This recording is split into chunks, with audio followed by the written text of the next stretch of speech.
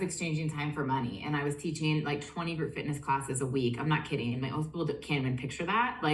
And then I was, bartending, I was waiting tables, I was seeing clients, I was literally like changing my clothes, like in between jobs, and like eating day 4 old chicken and broccoli out of like a 6-pack cooler bag. It was disgusting, stressed out of my mind. And I had been pitched every MLM direct selling company underneath the sun. Like you guys can imagine, we all have our dream list. And I'm not saying that's because I had the it factor, but I was in those positions. I was a bartender, I was a nutritionist, I was a personal trainer. Like everybody pitched me something. And I was never excited about it. Like I literally have been to everybody's in-home, different things at hotels, different things at spas. And I would leave usually buying something that I wasn't super excited about. But I never, ever was lit up with the community. I never really trusted the product. And most of all, I could see the compensation. Like I am pretty business oriented, and I've been an entrepreneur. I had decent business acumen. But when Isagenix came around, and I just actually told this story on my own team call, I literally remember feeling like I got hit over the head with a 2x4. I mean, it was like, wake up, because this opportunity is not coming around in your life again. And with this opportunity, and the things that you love. And, I've always had vision. I've always had big dreams and big goals. And I think if you're given that desire, you need to act on it. But I didn't have the right vehicle to get there. And I was never going to be able to make the impact or do the things I wanted as a nutritionist and trainer. And when Isagenix came around, I was like, holy moly, like this is what I'm doing all day long. I get to tell people about grass-fed protein and adaptogens, and then do it with a team of people, that I'm not a solopreneur, and travel and make a lot more money. I was like, yes, yes, yes. And like, where do I sign? And let's get started yesterday, and that's the attitude I came in with. But I also came in with an attitude that I was here for a marathon, not a sprint. When my mentor asked me a question about like auto ship at the time, it wasn't even called subscription. And she was like, how long are you going to do this? And I told her, I said, you have me for 10 years. And she laughed. If anyone knows Janet Elo's laugh, it was like this belly laugh. And she was thinking like, you're crazy. Like, you're not going to stay here for 10 years. Like, we just got started. But she said, well, why 10 years? And I said, that's how long it took me to basically get 2 bachelors, 2 masters, open up my practice, get $100,000 in debt, and hate what I'm doing. That if you can turn it around in the same amount of time, like, why would I not give it 10 years? I had no idea that I was going to become a 6-figure income earner in 6 months, that we'd become 7-figure income earners in 5 years. Like, there was not that crystal ball. No one had that.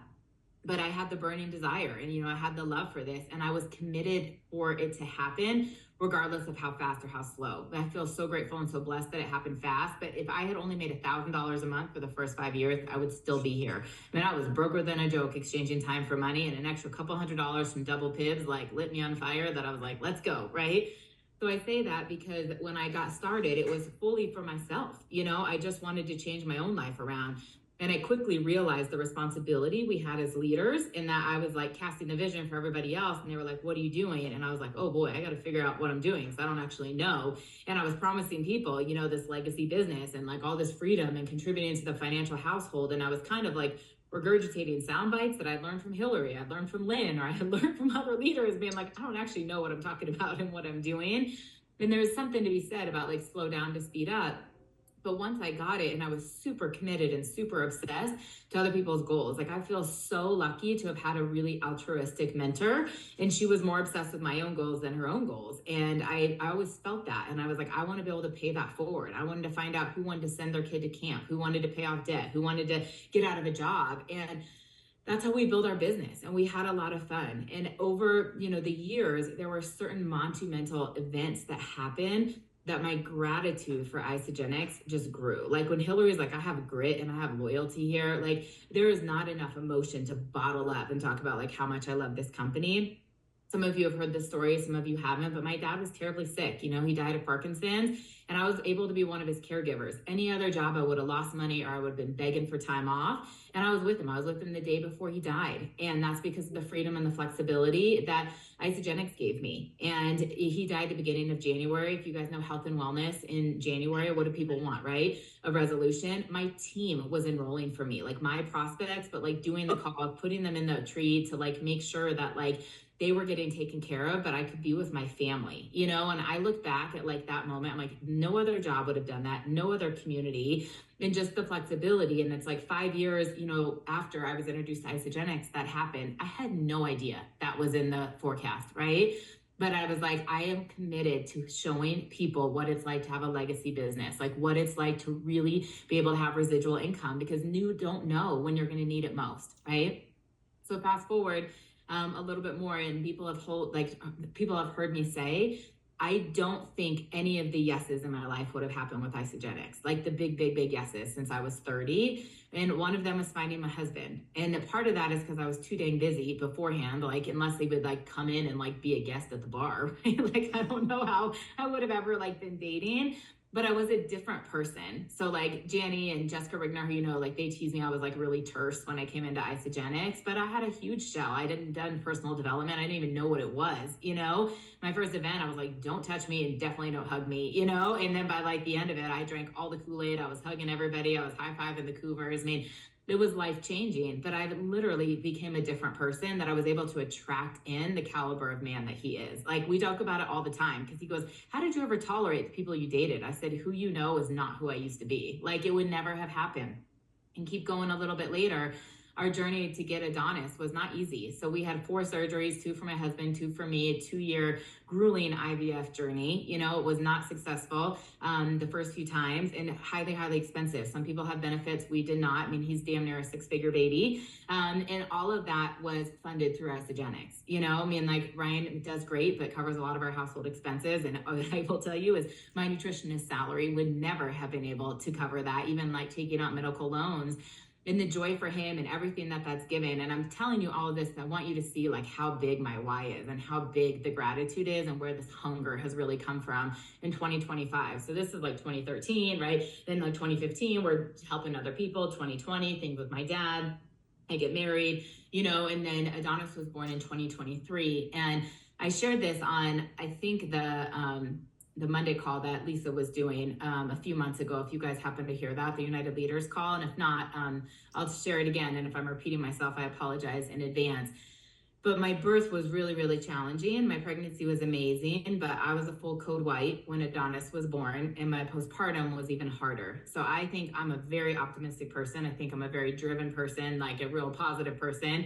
In those first few months of postpartum, I was like unrecognizable. Like, I not only didn't have like clarity and focus and like the whereabouts to figure out what I was supposed to be doing every day, but I was like this like struggle, like all I've ever wanted to do was have this baby, and I had this baby, but then I had this baby and I wanted to work, and then I would work, and then I would have guilt and like just this whole identity. And my husband got this huge promotion and he was working, and I was like covered in spit up, and like the last thing I was thinking about was like a comp plan call, right? And like let alone prospecting. And I was like not feeling like lean and fit at that time. And I would like plug in every once in a while, I would get on our team calls, but I'm really transparent that I had been with the company for over 10 years and I really took my foot off the gas. I mean, I've gone in seasons, like we, blaze hard for 90 days and then kind of pull back and blaze hard again and pull back, but I'd always been really consistent. And I put a lot of pressure on myself because corporate will say, Lauren, you were still consistent. Like you still got your team builder bonus every month. Like you got your 2 enrollments, you stayed paid as executive. But in my eyes, I was not doing the things that I've always done. And I was like enjoying being a mom and just trying to like rebuild and get my life together. So I tell you this because of course my business changed and I latched on to an opportunity. Hillary, I don't even know if you know this. In the fall of 2024, because I was like, okay, it's flexible and I can still work from home, but it's kind of guaranteed income as like I rebuild my Isogenics business. And it was by far the worst decision I had made in a very, very, very long time. It was 90 days of utter hell. I worked for someone who I'm pretty sure worships the devil. I mean, literally, it was just the most toxic thing I had ever done. And it was really manipulative and it was a distraction. But I had gotten used to the income. Like there was an extra like 10, 15, 20,000 coming in from this. And then it challenged my like ethics because it's like, okay, well, there's consistent income because Isogenics has taken a back burner, but I was so miserable and I hated everything. And I sat down with my husband and Janet Elo and Jessica Rigner the very end of January. And I was like, I can't do this. And it was like, go back all in with Isogenics, what you've always done. Like you've built it once, you can do it again. You have so much fun. Like, let's do it. And like, let's hold each other accountable. And if anybody wants to see this, I'd be happy to share it, but I have the text messages to show it. But I basically declared I was going to make 10 grand in the next 30 days and had mapped out a couple of things with my coaching, but based on enrollments, based on the team builder bonus, like my business, my husband's business, my mom's business, of just like where things were and what I could really do. And I tell you all that because it started with me. It was a very much a decision and a declaration. And I told my husband, I said, you've never seen me build in the way I'm about to build right now. Because when he came into the picture, things were smooth sailing. We had a lot of depth and duplication. And I was like, I need your help. Like, I need your help with bedtime routine. I need your help at night. Like, I'm going all in. But like, you've never seen me do 4 hours of Zoom calls back to back and like at night and stuff. And he, of course, is so supportive and encouraging. But it's like, we knew exactly what that was. And we laid out the roadmap, redid my whiteboard, redid my vision board, redid the goals, and was like, let's go. We're making a comeback because I love Isagenix more than anything. The gratitude for this company is unparalleled. And it was just this hunger of like, I'm obsessed again with wanting it for other people. I sat there and I thought, like, what other company is going to pay you 6 figures and not work for almost a year, you know? And I was like, this company just gives and gives and gives and gives and gives and gives and gives, that I was like, it's game time. And so I went to yoga literally the next day. I have no idea the last time I went to like core power in the middle of the day, like I used to all the time. That was kind of a luxury. But the little guy had started Montessori, like I had quit that toxic situation. And I text Janny and I said, hey, I'm going to yoga. You should pray that I meet somebody amazing, right? And Janny, and all Elo-esque, you know, writes out this beautiful prayer. And like, we go into this yoga class, and if you'll go to yoga, most people sit there and it's like quiet, and the like teacher had you like mingling and introducing yourself to people. And I was like, what yoga class did I just walk into? And I met Sarah, who many of you heard talk on the All Associates call a couple weeks ago. And she's like, I'm the owner of Salt and Sun Wellness and Detox. I'm launching my business. And I was like, hello. Like, I'm paying attention, you know? And since then, we've really just been working really closely together and going after what I call our ideal client avatar, which is people in the health and wellness space that want to diversify their income, that want to, you know, make people's lives better, that want to contribute to the financial income, that are highly coachable, highly competitive, highly driven. And we've been having a ton of fun since. She has attracted in some amazing people, but I also have attracted in some more amazing leaders. And what Hillary said, you know, looking at it, I don't think I had created a manager since 2022. We've got a whole slew of consultants, 2 directors, about to be 2 new executives, and people who are really, really going for it.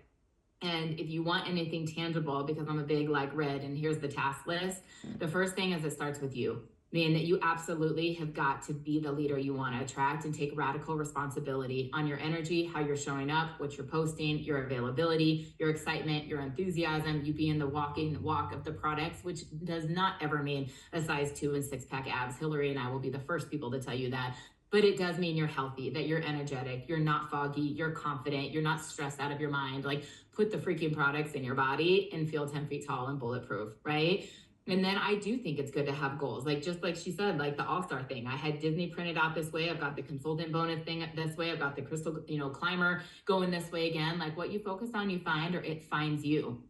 And then the second, I love that visual you put up about the swimmer doesn't learn to swim reading about the water, or whatever you put out.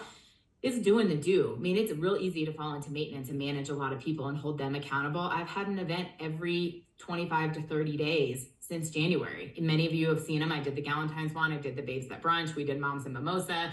I've got another Mother's Day one coming up, like back to in-homes. Like, when the baby's at school, I'm opening up my house, making shakes, doing the presentation, and not just talking about the products. Like, Sarah came to an event. She saw me on the whiteboard, full comp plan. Like, you share, they share, ACMDE, the rank advancement bonuses, and how to max out at $27,500 a week. You know what most people are not doing on a Wednesday afternoon? Learning how to make $27,500 in a week, right? And started to do that.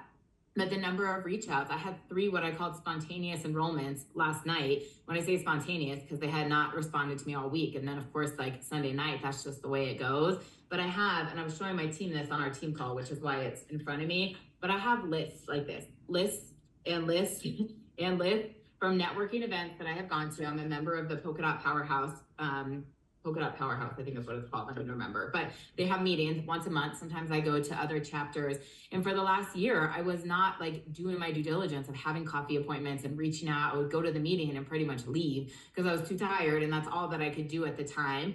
But I sat down on Saturday afternoon. It was gorgeous outside. Ryan's doing the yard, the baby's asleep. And I just started messaging people. And if you guys want these, I'll pass it on to you. I mean, in full honest transparency, it would be like, hey, Hillary, I met you a year ago, maybe a little bit longer, at a DOT meeting, you know, like we've never had to connect. I'd love to know more about you, your business, of course, tell you about what I'm up to. If for any of you interest, like, you know, health and wellness or college right now, there's a promotion that ends tomorrow night. Everybody loves a deal. I'm telling everybody I know. Let me know if you want to chat. So I sent messages for about 2.5 hours on Saturday afternoon. Nobody. And I'm not worried about that, right? Like, you plant the seeds, you build the relationships. I've got a whole slew of coffee appointments coming up the next month from it. But out of nowhere last night, like someone wrote me and was like, hey, I definitely want to do the connect, but my husband and I want to do that 30-day that was in your stories. Like, do we miss the promotion? And I'm like, as I'm putting in the orders, this woman that I met at a sip and shop, she doesn't even live in Colorado. She actually lives in Michigan. She called and she was like, oh my gosh, your baby must be a toddler now, yada, yada, yada. I do want to try that collagen. Is it the same one I tasted in the store? She obviously remembered me in a lot more detail than I remembered her.